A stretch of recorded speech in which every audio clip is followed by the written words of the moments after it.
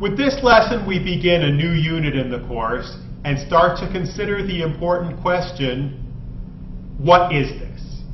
If you have an organic compound, what is it?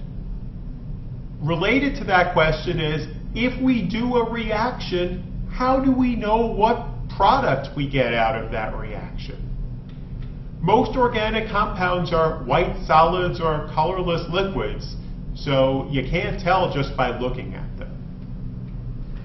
Well, organic chemists rely on three important techniques for structure determination. Infrared spectroscopy, which tells you what functional groups are present in the molecule, mass spectrometry, which gives you the molecular mass and limited information about the molecular structure, and finally, nuclear magnetic resonance, or NMR spectroscopy. This is the most complex of the three, which we will consider after we consider the other two, but also the most powerful. An NMR spectrum gives you detailed information about the chemical environment of each hydrogen atom in a molecule, including how many hydrogens are present on an adjacent carbon. And this important piece of information allows you to piece together a complete structure. Okay, so IR and NMR are both forms of what's called spectroscopy, and I'm sure this is something you have at least heard about in a previous chemistry class. But let's review what spectroscopy is. By definition, spectroscopy is the measurement of interactions between light and matter. And I'm using the term light very loosely in this definition. What I really mean when I say light is electromagnetic radiation. Okay, so you may remember having some point in your career as a scientist seen a diagram that looks something like this. This is the entire electromagnetic spectrum. So as you can see, visible light is in the middle of the electromagnetic spectrum. So we have red light on the right-hand side of this diagram going towards violet light on the left-hand side of this diagram. This diagram is actually arranged in order of energy. Okay, so the key equation of spectroscopy, the key equations, are that energy is equal to Planck's constant h, 6.6 times 10 to the negative 34th, if anyone's counting, times the frequency of the light, and frequency is frequently measured in hertz, cycles per second. Or another way of expressing the same relationship is that E, energy, equals hc, Planck's constant, times the speed of light, over lambda, divided by the wavelength of light. Wavelengths is how long a particular light wave is. Many of the regions of the spectrum we care about, the wavelengths are on the order of nanometers, but then once we get into the infrared, the wavelengths are going to be on the order of micrometers. Okay, so what are the regions of the electromagnetic spectrum? Well, highest energy on the left-hand side are cosmic rays and gamma rays. They're generally not used by chemists at all. X-rays actually do have a specific use in structure determination.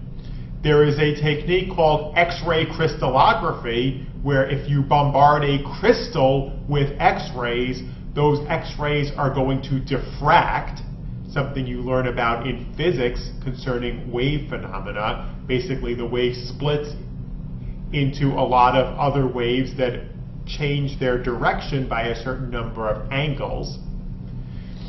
They are diffracted by the electrons in the bonds, and that diffraction pattern also allows you to find out information about the detailed three-dimensional structure of the molecule.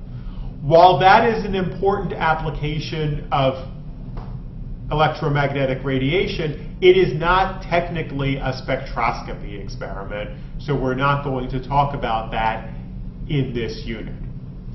Beyond the X-ray, you have the ultraviolet, After the ultraviolet, you have the visible. Beyond the visible to lower energy is the infrared.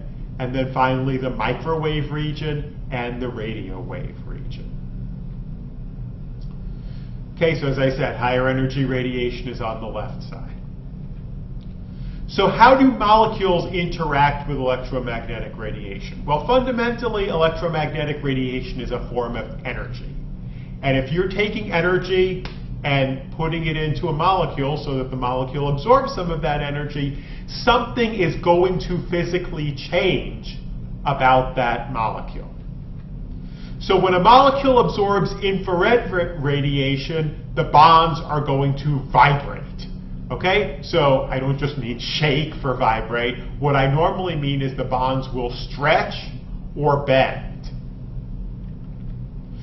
When molecules absorb radio frequency radiation, which is actually the radiation that they absorb in an NMR experiment, what happens to them physically is their nuclear spin flips from spin up to spin down. Okay, so we'll have a lot more to say about that when we get into the specific lessons on NMR. But that's just the big picture of what happens when you take a molecule in a magnetic field and hit it with radio frequency radiation. So those two types of radiation are the ones that are most useful to organic chemists for structure determination. But for the sake of completeness, when molecules absorb ultraviolet or visible light, electrons are promoted from the ground state to the excited state. And there are many, many applications of this phenomenon in chemistry in general. This can be useful for organic chemists if you have compounds with lots of double bonds. In those cases, you can actually get some useful information, structural information, out of the ground state to excited state energy difference. But that is generally a topic that is considered later on in the course in the context of conjugation and aromaticity. And finally, when molecules absorb microwave radiation, they actually start to rotate. So the way a microwave oven heats your food actually is it takes water molecules, which are small and very easy to get into motion, and starts rotating them. Well, what's the definition of increasing the temperature? When you increase the temperature of something, you're increasing the thermal motion of the molecules, and if they're rotating, they're inevitably going to be moving more and the substance is raised to a higher temperature. That's how a microwave works. Completely unrelated to organic chemistry, but I thought I would throw that out there. So I've talked about IR, I've talked about NMR, at least in terms of what kind of radiation gets absorbed. A mass spec experiment, which we also do talk about in the same unit, technically does not involve absorption of electromagnetic radiation. In a mass spectrometer, molecules receive energy as a result of being bombarded with a beam of electrons, resulting in the ejection of an electron to form a cation. We consider mass spec together with IR and NMR because those are the three techniques that are used together by organic chemists to be able to deduce structures. So a spectroscopy experiment measures how much radiation is being absorbed by a molecule and the exact frequency of the radiation being absorbed. Now, there are different instruments that are optimized for different regions of the spectrum. You're not going to measure absorption of visible light on the same kind of instrument that you measure infrared light. Similarly, an NMR spectrometer, which causes radio waves to be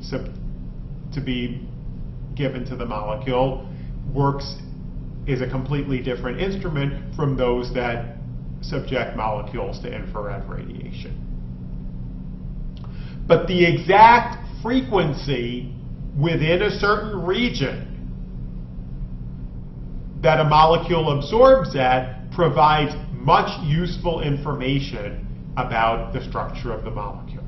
So the exact frequency of infrared radiation gives you information about what type of bond is vibrating, and the exact frequency of RF radiation absorbed in an NMR experiment gives you information about what types of atoms are near to a particular hydrogen atom that you're looking at. So finally, the output of a spectroscopy experiment is what we call a spectrum, which is simply a plot of intensity on the y-axis versus frequency on the x-axis.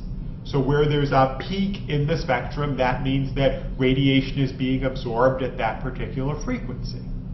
So our job in the next several lessons is to learn how to interpret these spectra and get the information out of them you need to solve a structure determination problem.